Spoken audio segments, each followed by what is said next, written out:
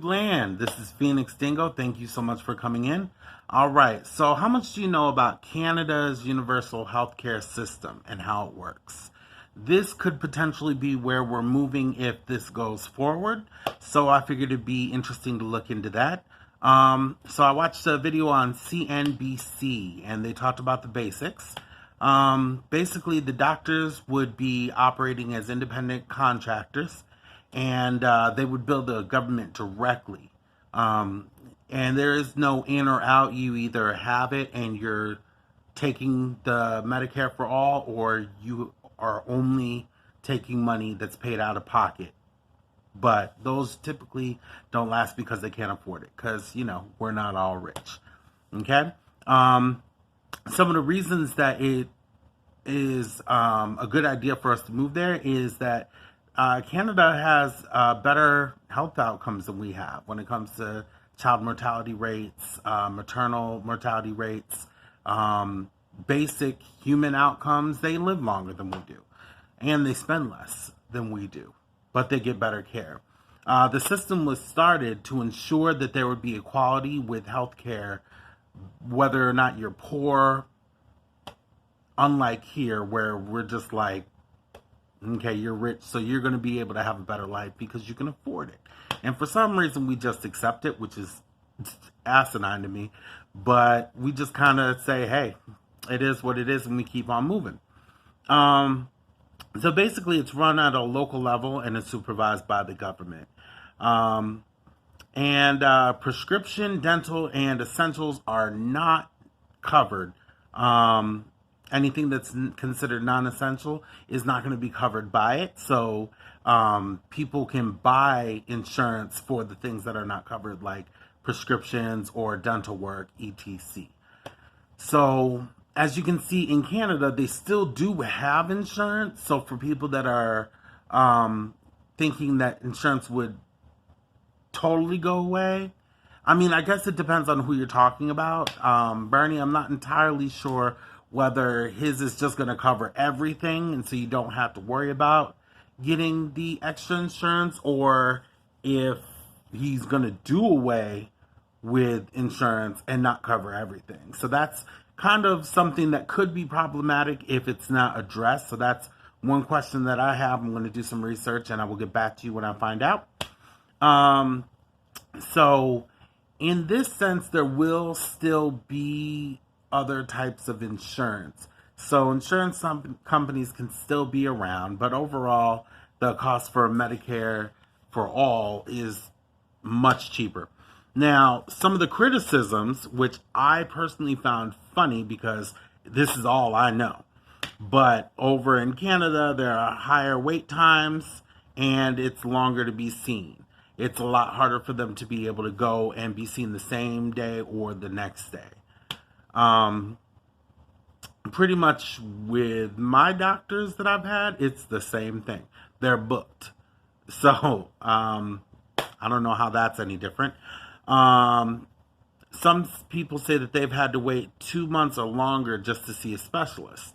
Again, I had the same thing. I had to go see a pulmonary, I can never say that word. Anyways, I had to go see a specialist, and I waited probably about 5 or 6 months. And then when my time actually came, I lost my job, so I couldn't go. So, again, that's kind of reality for me.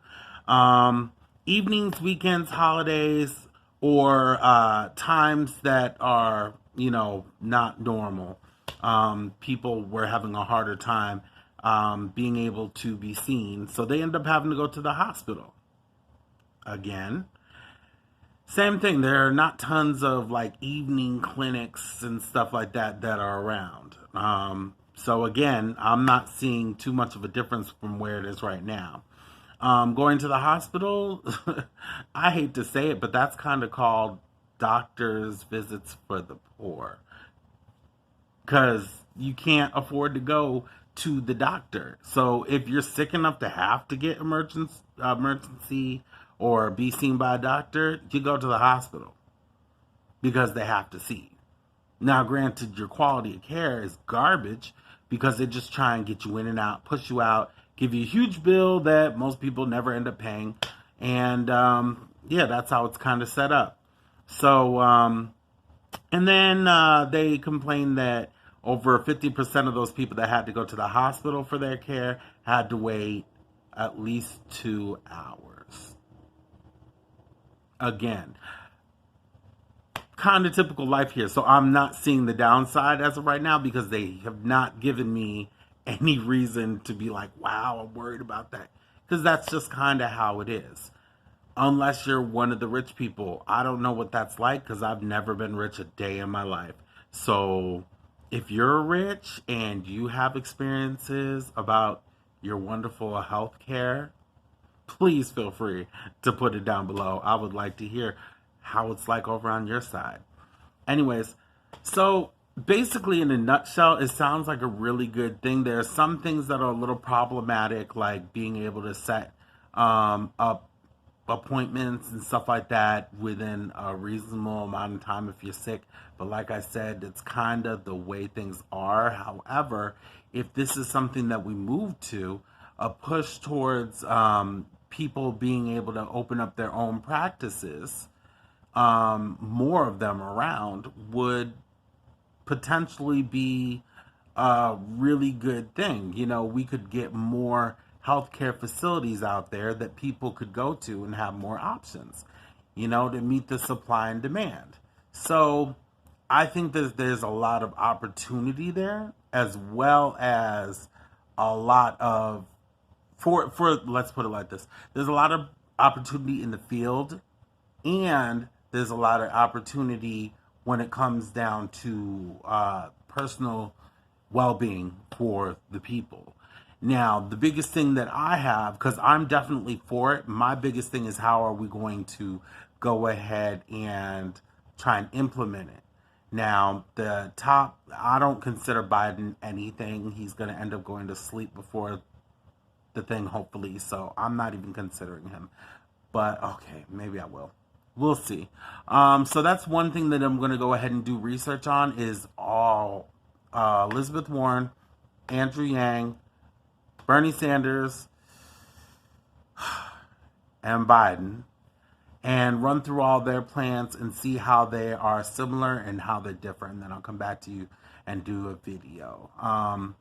But as of right now, it sounds great. I'm on board, and I hope they get onto it, because at the end of the day, there's so many people that are who need help. I mean, I worked at the health department, and there were people that were coming in. We were booked, you know, just about every day.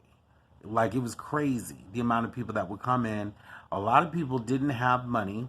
A lot of people that had Medicare and stuff like that, they could go through. Medicaid and Medicare, they could go through. And that was fine. But, I mean, the amount of care that could be provided was pretty limited. Because, I mean, the equipment that they had there was very, very limited. So what are you really going to do? So I think this would be an amazing move. I think it would definitely help a lot of people. And then further, when you're talking about disease and things like that, like, there are sometimes precursor or symptoms that could be identified, which could stop certain things. I gotta find out. I think it's in Canada where they write prescriptions for fresh fruits and vegetables. I want to say it's there. I have to find it again. But I mean, this is for people who have diabetes or overweight or any of that, to make sure that they get it. And then you would go to almost like their food pharmacy, and they would give you rations of fruits and vegetables for you to eat so that you could become healthier. I could definitely benefit from that. But anyways, it sounds like a good idea, and I really don't hear too many people who are fighting against it at this point in time. I think the biggest thing is how it's going to be implemented, and I think the proof is going to be in those details. So until I find that out, y'all have a great evening. Thank you so much for watching. Have a wonderful day. Bye.